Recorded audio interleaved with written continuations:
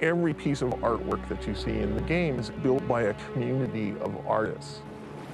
The dirt on the tires gets there because someone has to put it there. The scratch on the inner side of the fender because a rock might have jumped up and hit it. Everything that moves in our game, the wheel on the Warthog rotating, the little antenna bouncing up and down like that, the shotgun spitting out a cartridge. The walls and the light fixtures. Smoke trails, dust effects, lightning, they flesh out the world, make it feel a lot more real. The guys that have the biggest burden are the environment artists. They have to build essentially the entire world. One of the areas we were working on was the warehouse. When it was handed to me, it was a big box, it was a void. We worked to essentially design the overall look. You have to create a world that a player just wants to get lost in. These sweeping alien vistas, these giant foreigner spires and green rolling hills and blue skies. It's a stylized realism. What's important to this space? There's my exit, there are my places to get cover. That gives us a three-dimensional picture and we start building it. We'll get the basic forms in and then we'll do a layer basic lighting, then we'll do a layer basic texturing. The biggest challenge in front of us was how were we going to convert these assets from Halo 2 into this next-gen HD content. I don't think there are any developers who are happy that it's a high-def world now. You know what I mean? I mean, it's just a pain in the ass for all of us. You have to scale up. We need to have 4 times the size of textures, 4 times as much content, just to create the same experience that we had with Halo 1 and Halo 2. It's a brand new console. What we found was a more powerful engine, a lot more work for one artist. Xbox 360, there's screaming for more detail, so we've got to provide it. This is one of the things that's going to set apart Halo 3 from Halo 2, just that sheer number of tufts of weeds and grass to sort of help them blend into the ground and the terrain. I know that if there's one at a place like when the game ships, every time I run by that in multiplayer, I'll see that one blade of grass and I'll be very upset, so I tend to get a little obsessive about it. Art and design is like almost the exact opposite of each other. I'm always trying to add something that he wants to get rid of, or he's trying to add something that I want to get rid of. First-person shooters are given a lot of bad publicity because this room's filled with crates. We'll give him a beautiful environment, perfectly composed, lit, and then he goes, I'm just gonna put a few crates. Don't worry, just a few. Then you got purple crates, and you got the green crates, and then there's, oh, don't worry. These crates are only here temporarily. You're gonna turn them into something really cool, and then you find out, so long as it stays exactly the same proportions as a crate. Our combat rests heavily in the fact that we have a fair amount of cover. The designer will grab the ugliest crate in the world and go, hey, this is a great place to fight around. And then the artist will come up and go, that's a boss, like, it's pretty ugly. Here's something cool. The designer will come in and be like, this is gorgeous, but this is an absolutely awful space to fight bad guys in. Tell them to drop everything and recraft this. This space needs to be fun before it's pretty. Art really likes rolling, beautiful hills and completely open environments. And we're like, what are you gonna do in there? We need to throw crates. Drive the Warthog smoothly. Yeah, but for infantry encounters. Oh, my Warthog fell over. One of the things Halo is really known for is the vehicles. Our vehicles really eat into the dirt and bank into turns and have a lot of mass. Jamie comes to me with an idea for a brute vehicle that was a little bit like a ride-along lawnmower. It's called the Chopper because it will literally chop you up. Before starting work on a brute chopper, we discussed the brute. Look, it has soiled itself. The brutes are taking a lot more precedence in this game. To give the brutes more depth, they need to have a history too. And one of the ways to show history is vehicles that they created. So I look at the brutes, I try to imagine what their home world is like. Maybe they're from a place where they hammer ore and there's lava and magnetism. And I say, okay, well, how do I build a magnetized metallic lawnmower that's fun to drive and shoot people with? I'm gonna take Travis's yellow and stick it on the chopper, so I think it looks cooler with the tone of the metal. But the hover technologies, it's all Forerunner Covenant, so it's all gotta be like a bluish purple. You can think of the brutes as building their stuff like in a chop shop. They go in and just tear the crap out of old Forerunner technology. To me, the brutes look like guys who ride Harleys. They just do. Large wheels, lots of metal, leather.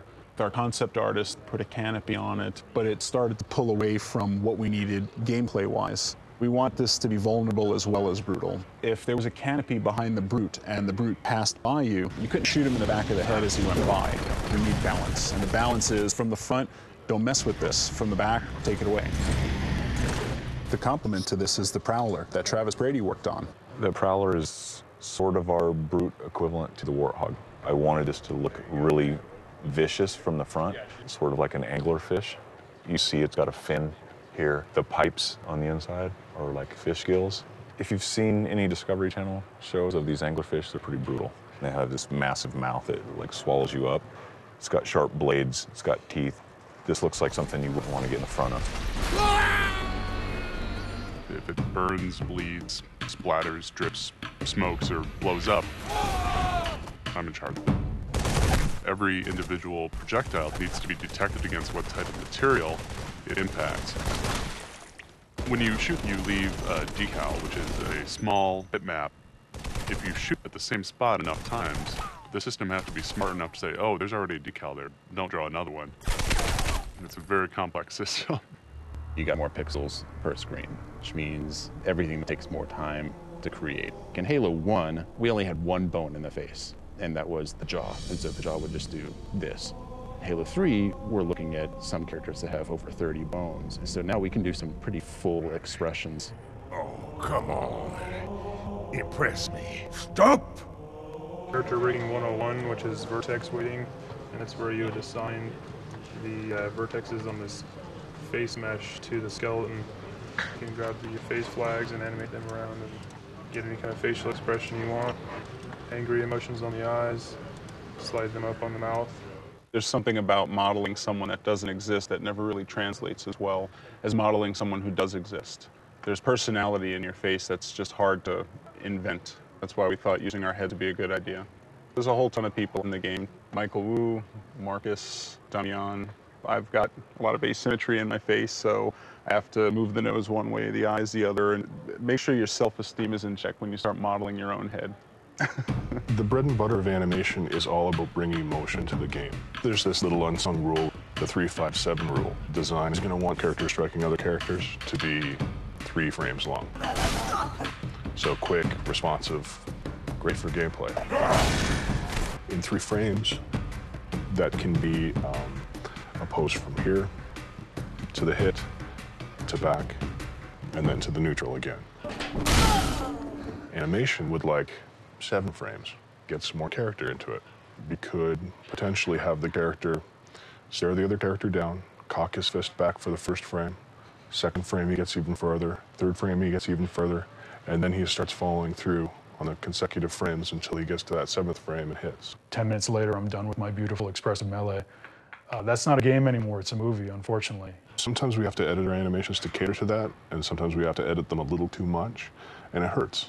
Artists are fantastic bitchers. Some of us are worse than others. They hate the idea that their art has to be called done. It's never done, never done. You just run out of time. Poor Lee has been doing storyboards for 2.5 years now on the same scenes and reiterating them. Which idea would you like to keep? And I said, I want to keep all of them. And then when I do make a choice, they say, well, we were joking, there was no choice. We were taking all your ideas away. There's this scene that's been my favorite scene right from the beginning, and it's Truth's death, right? And the Truth is kind of fighting, being floodified. The Arbiter's standing behind him and with his sword, and it comes right out of his chest, and we're looking at the front of the Truth. You know, as a director, I'm really married to, and I really want this shot to happen, and we might have to sacrifice other things. The artists are always going to take it absolutely as far as they can until some engineer comes over and starts throwing things at them and saying, no, you cannot do that. We're throwing a lot of things at you, multiple characters, multiple vehicles, weapons. More polys, denser textures, more detail in the textures. Making sure that the smoke wisps in just the right way. Artists tend to think broadly outside the box, whereas engineers dream more in black and white. Artists conceive of something that goes far beyond what the possibilities are and then strive for that and see how close they can get. It's all about trying to cram as much stuff in as you can. Every now and then, it'll catch my eye still. Wow, I can't believe we were able to pull that off.